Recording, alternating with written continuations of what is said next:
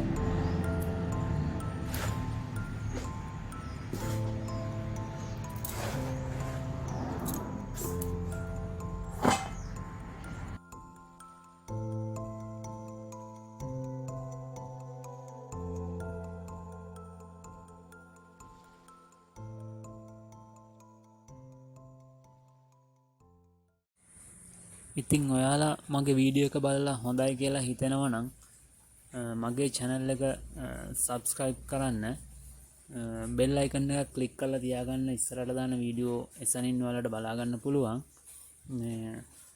share කරන්න, like කරන්න.